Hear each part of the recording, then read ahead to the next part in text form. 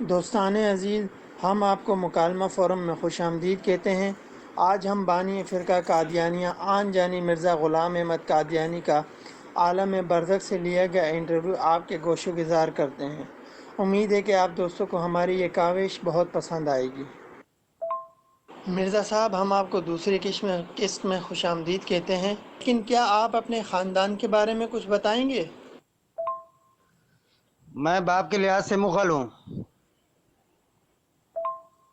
لیکن پیدائش کا بتاتے ہوئے تو آپ اپنے آپ کو چینی الاصل بتا رہے تھے۔ ہاں، مغل یا منگول چین سے ہی تو آئے تھے۔ لیکن جو شجرہ نسب آپ نے اپنی کتاب میں آپ کے بزرگوں کے ہاتھ سے لکھا ہوا دیا ہے، اس میں تو لکھا ہے کہ آپ کے بزرگ 200 برس سے پہلے سمرقند سے آئے تھے۔ میں کوئی جغرافیہ دان ہوں کہ اب دیکھتا پھروں آپ سمرقند کو چین کا ہی ایک حصہ کیوں نہیں سمجھ لیتے، تاکہ آپ کو ایسے سوال نہ کرنے پڑیں۔ چلیں ماریں گولی سمرقند اور چین کو، اپنے خاندان کے بارے میں مزید بتائیں۔ دراصل میرا خاندان ایک شاہی خاندان ہے، اور بنی فارس اور بنی فاطمہ کے خون سے معجون مرکب ہے۔ لیکن آپ کی یہ باتیں بھی ثبوت کی محتاج ہیں۔ شجرہ نسب جو آپ نے خود اپنی کتابوں میں دیا ہے، یہ کم از کم 200 سال پرانا ہے۔ آپ کو مغل برلاس بتا رہا ہے۔ بنی فاطمہ سے اس طرح کی کئی دادیاں میری سادات میں سے تھی۔ ایسا ہے کہ سادات کی لڑکیاں ہمارے گھروں میں آتی رہیں اور ہماری ان کے ہاں بیاہی جاتی رہیں۔ کیا واقعی آپ کی کئی دادیاں سادات میں سے تھیں؟ آپ کے خاندان سے تو میں مان سکتا ہوں کہ وہ شاید لے گئے ہوں۔ ویسے بھی آپ کے خاندانی رواج ہے کہ جہاں پیسہ دیکھا بیٹی بیاہ دی، چاہے وہ بوڑھا ہی کیوں نہ ہو، جیسے آپ کی بیٹی مبارکہ بیگم۔ کم از کم ایک دادی تو ہماری سادات میں سے تھی، لیکن آپ میری بیٹی مبارکہ بیگم کی کیا بات کر رہے ہیں؟ آپ نے اپنی بیٹی مبارکہ بیگم 57 سالہ بوڑھے سے بیاہی اور 57,000 روپے مہر رکھا، اور اس حق مہر کی اسے عدالتی طور پر رجسٹر کروایا۔ وہ صرف بوڑھا نہیں بلکہ نواب تھا۔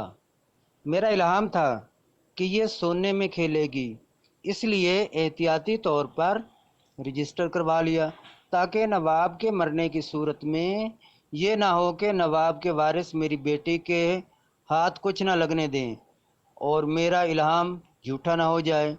دوسرے کچھ میرا بھی کام چلتا رہے۔ آخر نواب کے نام سے بھی سیاسی فائدہ ہوتا ہے نا۔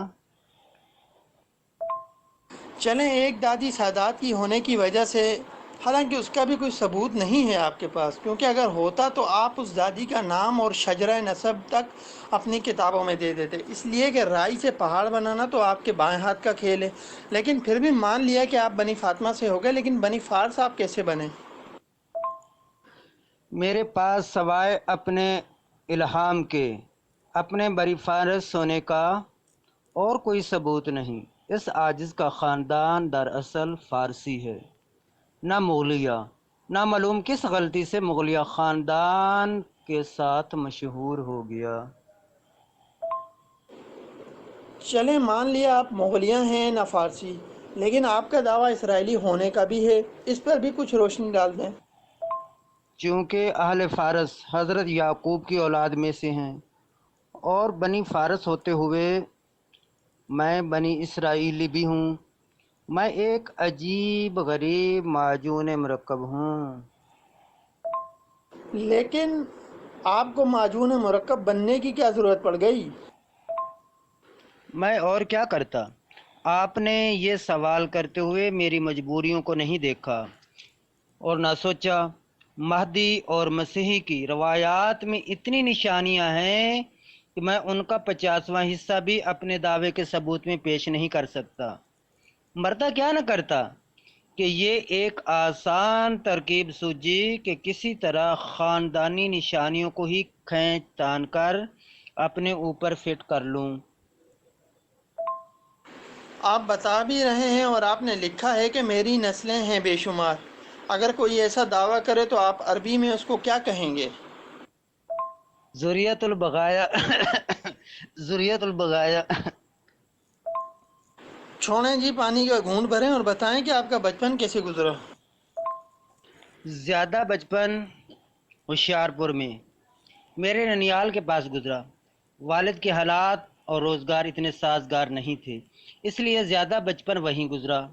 وہاں اور کھیلوں کے علاوہ میرا محبوب مشغلہ چڑیوں کو پکڑنا، سر کنڈے سے ذبح کر دینا، یا پھر ندی نالوں اور قادیان کی ڈاب میں ڈبکیاں لگانا۔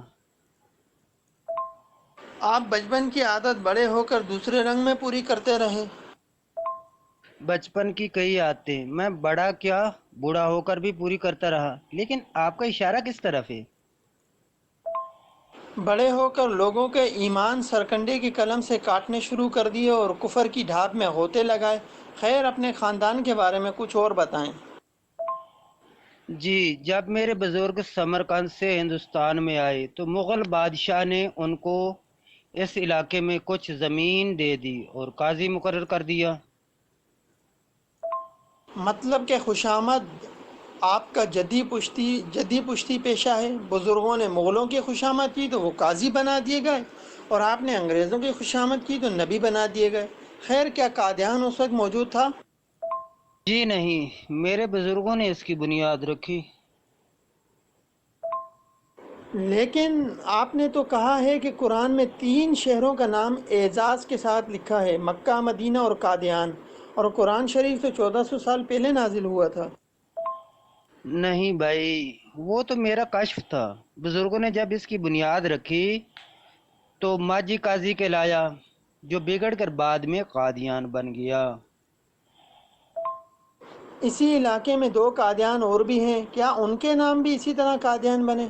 دوسری، اگر آپ کی بات قرین قیاس ہے تو یہ بھی قرین قیاس ہو سکتا ہے کہ یہ ماچھی قاضی ہے۔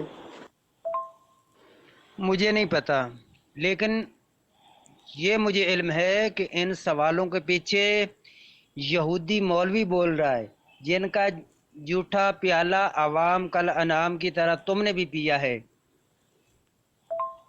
مجھے آپ کے بٹیارنوں کی طرح کی کوششوں پر غصہ نہیں آئے گا۔ براہ کرم آپ اپنے معجون مرکب خاندان کے بارے میں مزید بتائیں۔ ایک وقت آیا کہ ہمارے خاندان کے پاس اس علاقے کی حکومت تھی اور 80-85 گاؤں ان کے پاس تھے۔ صرف گاؤں ہی تھے یا کوئی شہر بھی تھا؟ جی، قادیان شہر ہی تو تھا۔ اجی، کیا بات کر رہے ہیں؟ قادیان تو آج تک شہر کیا صحیح طور پر قصبہ بھی نہیں بن سکا۔ کبھی نہ کبھی تو بنے گا بھائی، اس میں موٹے پیٹوں والے ساہوکار بیٹھیں گے اور ہر طرف رونق ہوگی۔ خیر، آپ نے تعلیم کس قسم کی پائی؟ بچپن کے زمانے میں میری تعلیم اس طرح پر ہوئی کہ جب میں 6-7 سال کا تھا تو ایک فارسی خوان میرا معلم نوکر رکھا گیا، جنہوں نے قرآن شریف اور چند فارسی کتابیں مجھے پڑھائیں۔ اس کے بعد جناب معاف کیجیے، آپ سلطان القلم کہلاتے ہیں، اور آپ اس بات میں تمیز نہیں کر سکتے کہ استاد نوکر نہیں رکھے جاتے بلکہ مقرر کیے جاتے ہیں۔ پتہ نہیں آپ انٹرویو کر رہے ہیں یا نکتے چینیاں۔ میرے والد نے فضل الہی کو نوکر رکھا تھا، مجھے پڑھانے کو۔ میرا کہنا کافی ہونا چاہیے۔ ٹھیک ہے جناب، پتہ چل گیا کہ آپ کے دل میں استاد کی اچھی عزت ہے۔ عذرا کرم آگے بتائیے۔ جب میری عمر تقریباً 10 برس کی ہوئی تو ایک عربی خوان مولوی صاحب میری تربیت کے لیے میرے والد صاحب کی طرف سے مقرر کیے گئے، جن کا نام فضل احمد تھا۔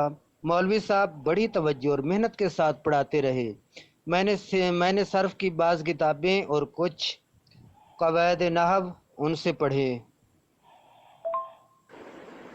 اچھا جی، کیا آپ نے قرآن اور عربی کے بعد آگے بھی استادوں سے کچھ پڑھا؟ کیا بات کر رہے ہیں؟ کوئی ثابت نہیں کر سکتا۔ میں نے کسی انسان سے قرآن یا حدیث یا تفسیر کا ایک سبق بھی پڑھا ہو۔ لیکن ابھی آپ نے بتایا ہے کہ قرآن میں نے اپنے باپ کے نوکر فضل الہی سے پڑھا ہے۔ اس طرح تو حضرت عیسیٰ اور موسیٰ علیہ السلام بھی مکتب میں بیٹھے تھے۔ آپ نے عالم برزخ میں بھی اپنی عادت نہیں چھوڑی کہ بے بنیاد چھوڑنی اور دور کی کوڑیاں لانی۔ کہاں لکھا ہے کہ یہ انبیاء مکتب میں بیٹھے تھے؟ محاورتاً میرا کہنا کافی نہیں، آخر میں حکم ہوں۔ گستاخی معاف، میرے خیال میں آپ حکم ہیں نہیں اور تھے بھی نہیں۔ چلیں اتنی اہم بات نہیں، اپنی تعلیم کے بارے میں بتائیں۔ اور بعد اس کے میں جب 17 یا 18 سال کا ہوا تو ایک مولوی صاحب سے چند سال کم و بیش 7-8 سال پڑھنے کا اتفاق ہوا۔ ان کا نام گل علی شاہ تھا۔ ان کو بھی میرے والد صاحب نے نوکر کر رکھا تھا، قادیان میں پڑھانے کے لیے مقرر کیا تھا۔ ان آخر و ذکر مولوی صاحب سے میں نے نحو، منطق، حکمت اور علوم مروجہ کو جہاں تک خدا نے چاہا حاصل کیا، اور بعض طبابت کی کتابیں میں نے اپنے والد صاحب سے پڑھیں۔ وہ فن طبابت میں بڑے حاذق طبیب تھے۔ یہ وہی گل علی شاہ ہیں جن کے بارے میں آپ نے بتایا تھا کہ کبھی نماز نہ پڑھا کرتے، منہ تک نہ دھوتے، اور دوسری جگہ فرمایا کہ ہر وقت افیم کے نشے میں رہتے تھے اور چلم الٹ جاتی تھی، ان کو پتہ ہی نہیں چلتا تھا۔ جی جی بالکل بالکل جی، وہی۔ آپ نے اس کا مطلب ہے میری کتابیں بڑے غور سے پڑھی ہیں۔ جی اسی لیے تو آپ کا جال توڑنے کی توفیق ہوئی کہ اس مطالعے نے آپ کے تضادات اور دلائل کا پول کھول دیا۔ آپ کب تک تحصیل علم میں مشغول رہے، ذرا بتائیے تو صحیح۔ کم 1865 تک باقاعدہ تحصیل علم میں مشغول رہا۔ خیر آپ کے ہم مکتبوں میں سے کوئی ہے مشہور شخصیت؟ ہاں، شیخ محمد حسین بٹالوی، ایڈیٹر اشاعت و سنہ، ابتدائی عمر میں میرا ہم مکتب رہا۔ کیا شیخ محمد حسین بٹالوی صاحب کبھی قادیان میں بھی رہے ہیں؟ نہیں، کبھی نہیں۔ لیکن یہ سوال آپ نے کیوں کیا؟ اس لیے کہ وہ آپ کے ہم مکتب بٹالہ میں رہے اور قادیان نہیں رہے، اور آپ کے ساتھ وہ گل علی شاہ کے پاس پڑھتے رہے ہیں۔ جی بالکل، لیکن میں سمجھا نہیں کہ اس تفصیل کی کیا ضرورت پڑ گئی۔ میں ریکارڈ کی درستگی کے لیے سوال کر رہا ہوں کہ آپ نے اپنے بیان میں کہا کہ آپ کے والد نے گل علی شاہ کو نوکر رکھا قادیان میں آپ کو پڑھانے کے لیے۔ جی بالکل کہا ہے تو۔ اور اسی کے پاس شیخ محمد حسین بٹالوی بھی آپ کے ہم مکتب تھے۔ سوال یہ ہے کہ کہاں ہم مکتب تھے، بٹالہ میں جہاں آپ کے والد مکتب کرتے تھے، یا قادیان میں؟ جیسا کہ بٹالوی نام سے ظاہر ہے، بٹالہ میں میرے ہم مکتب تھے۔ کہیں یہ نوکر والی بات بھی بے پرکی تو نہیں اڑائی آپ نے، جیسا کہ ساری عمر اپنے دعوی کے ساتھ کرتے رہے، جیسا کہ رئیس قادیان کی بھی تحقیق کہتی ہے کہ گل علی شاہ کبھی کسی کے پاس نوکر نہیں رہے اور کبھی قادیان نہیں گئے۔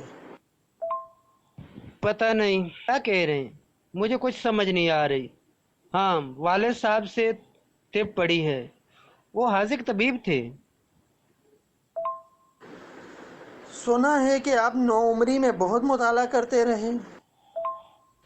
ہاں، وقت کے مطالعہ کو دیکھ کر والد صاحب ہمدردی سے منع کرتے تھے کہ کہیں بیمار نہ پڑ جاؤں، لیکن اس وقت مجھے بھی علم نہیں تھا، تو ان کو کیسے ہو سکتا تھا کہ آئندہ انہیں بیماریوں کی وجہ سے اور بنیاد پر میں اپنی نبوت کی عمارت کھڑی کروں گا۔ سنا ہے کہ سیالکوٹ میں نوکری کے دوران آپ نے قانون اور انگریزی کا بھی مطالعہ کیا تھا مختاری کے امتحان کے لیے، لیکن امتحان میں فیل ہو گئے تھے۔ ہاں، یہ دنیاوی کام میرے لیے نہیں تھے، اور انگریزی کی ابتدائی 2-3 کتابیں مختاری کے امتحان کے لیے پڑھی تھیں۔ آہا، اسی لیے آپ کے انگریزی الہامات میں زبان اور انداز بیان پہلی جماعت کے نادان اور بچوں کی طرح ہیں۔ خیر، آپ اپنی تحصیل علم کے بارے میں بتا رہے تھے۔ لیکن پھر اللہ نے مجھے الہام میں مخاطب کر کے کہا، اے مرزا، تو علم کا شہر ہے۔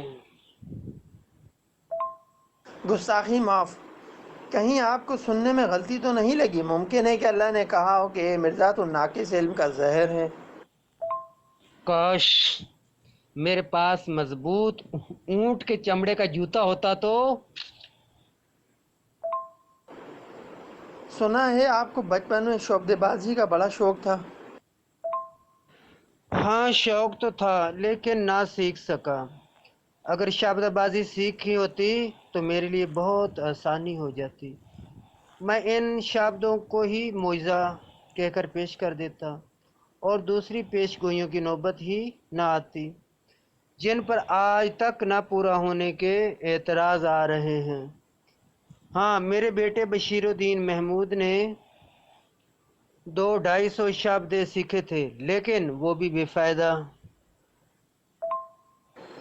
ہاں، وہ بھی اتنے بھونڈے کہ ان شعبدوں سے بچے بھی متاثر نہیں ہوتے تھے، بلکہ ایک بار تو اس کے بھتیجے نے اس کے شعبدے کو دیکھ کر کہا، میں تاڑیاں چلاکیاں سمجھ نہ آپ اس لیے بے فائدہ کہہ رہے ہیں۔ نہیں، بلکہ میں نے تو اس کے لیے بھی نبوت کا راستہ صاف کیا تھا، مگر اس کی اپنی حرکتوں کی وجہ سے اس کا مسلم موعود کا دعویٰ بھی ایک لمبے عرصے تک التوا میں پڑا رہا۔ دوستان عزیز، یہ تھی ہماری ایپیسوڈ نمبر 2، اور اب ملتے ہیں ہم اگلی قسط میں بہت جلد۔